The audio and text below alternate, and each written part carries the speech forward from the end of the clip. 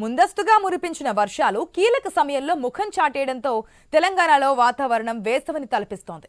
సమృద్ధిగా వానలు కురవాల్సిన సమయంలో వర్షాల కోసం రైతన్నలు మేఘాల వైపు చూడాల్సిన పరిస్థితులు నెలకొన్నాయి. రుతుపవనాల ప్రభావం మందగించడంతో వర్షాభావ పరిస్థితులు నెలకొని సగటు వర్షపాతం తగ్గిందని వాతావరణ శాఖ హెచ్చరించింది. ఇక వాతావరణ పరిస్థితులకు అనుగుణంగా పంటలు వేయాలంటున్న హైదరాబాద్ వాతావరణ శాఖ సైంటిస్ట్ శ్రీనివాసరావుతో ఐ న్యూస్ ప్రతినిధి ప్రవీణ్ ఫేస్ టు ఫేస్. మురిపించినటువంటి ఋతుపవనాలు ముఖం చాటేశావి. తెలంగాణ రాష్ట్రంగా విస్తారంగా వర్షాలు కురుస్తాయని చూసినటువంటి రైతులు కూడా వర్షాల కొరకు ఎదురు చూస్తున్నారు. మనతో పాటు మాట్లాడడానికి అయితే వెదర్ సైంటిస్ట్ శ్రీనివాస్ సార్ ఉన్నారు. మాట్లాడదాం. సార్ నమస్కారం. సార్ అయితే ముందస్తుగానే ఋతుపవనాలు వచ్చాయి అంటూ సంతోషపడ్డారు రైతులందరూ కూడా. అయితే ఋతుపవనాలు ఈ విధంగా ముఖం చాటేయడం కారణం ఏమై ఉంటుంది? మనకి ఋతుపవనాలు ప్రవేశించిన తర్వాత మొదటి వారం వర్షం పడిన తర్వాత మనకి చాలా గ్యాప్ అనేది ఆల్మోస్ట్ అంటే జూన్ జూలై మనం ఈరోజు 16వ తారీఖు 17వ తారీఖు వరకు కూడా పెద్దగా వానలంటూ లేవు. మనకి అడపాదడపా కొద్దిగా 2-3 సెంటీమీటర్ల వర్షపాతం పట్టడం తప్పించి పెద్దగా వర్షాలు లేవండి. దీనికి కారణం ఏంటంటే మనకి మాన్సూన్ ఓవరాల్గా బాగానే ఉంది. ఉత్తర భారతదేశంలో అన్ని రాష్ట్రాల్లో విస్తృతంగా వర్షాలు పడుతున్నాయి. అలాగే మనకి పశ్చిమ కోస్తాలోని ప్రాంతంలో ఇటు కోస్టల్ మహారాష్ట్ర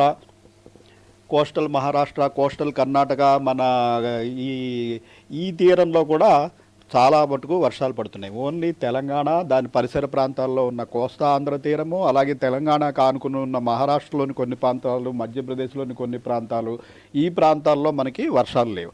దీనికి కారణం ఏంటంటే మనకి నైరుతి ఋతుపవనాలు ప్రవేశించినప్పటికీ ఆ ఋతుపవనాలు ప్రవేశించిన గాలులు చాలా వేగంతో ఉంటాయి. 60-70 కిలోమీటర్లు పైగా వేగంతో ప్రయాణిస్తూ ఉంటాయి. అయితే ఆ గాలుల్ని ఆపగలగడానికి ఏదైనా మనకి సినాప్టిక్ ఫీచర్ అంటాం, అది కావాలి. అది ఏంటంటే మనకి పశ్చిమ మధ్య బంగాళాఖాతం ప్రాంతంలో అల్పపీడనాలు ఏర్పడుతుంటాయి మాన్సూన్ సీజన్లో.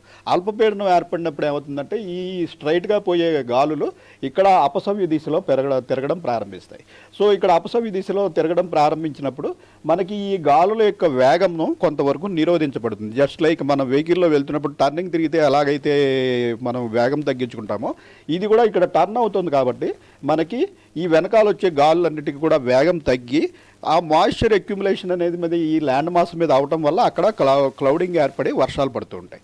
అయితే మనకి గత నెల 15 రోజులను బట్టి ఈ ప్రాంతంలో మనకి అల్పపీడనం ఏర్పడకుండా గ్యాంగటిక్ వెస్ట్ బెంగాల్ అంతా ఈ ప్రాంతంలో ఏర్పడుతున్నాయి. ఇది మనకి చాలా దూరమైన ప్రాంతం అవటం వల్ల మన మీద ప్రభావం చాలా తక్కువ ఉండి మనకి ఓన్లీ క్లౌడీనెస్, అడపాదడపా కొద్దిపాటి జల్లులు మాత్రమే పడుతున్నాయి.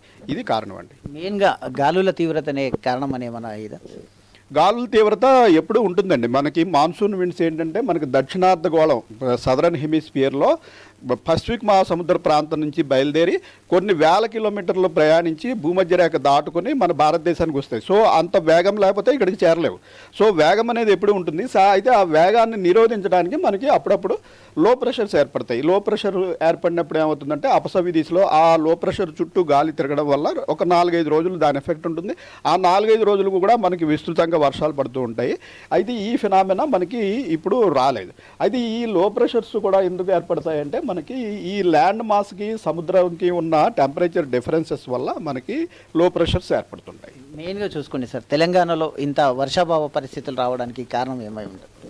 అయితే ఒక కారణం అంటే ఈ కారణాలు పూర్తిగా లోతుగా విశ్లేషించాల్సి ఉంటుందండి. ఎందుకంటే మాన్సూన్ ఓవరాల్గా బాగానే ఉంది, మన ప్రాంతంలోనే తక్కువ ఉంది. అయితే ప్రస్తుతం అనుకుంటున్న కారణం ఏంటంటే మనకి ఈసారి మే నెలలో అత్యధిక లో టెంపరేచర్స్ రికార్డ్ అయ్యాయి. మనకి 25 సంవత్సరాల్లో చల్లని మే నెల కింద మనం ఒక 25 సంవత్సరాల డేటా తీసుకుని మేము విశ్లేషిస్తే ఈ మేలో మనకి అసలు ఒక హీట్ వేవ్ కూడా లేదు.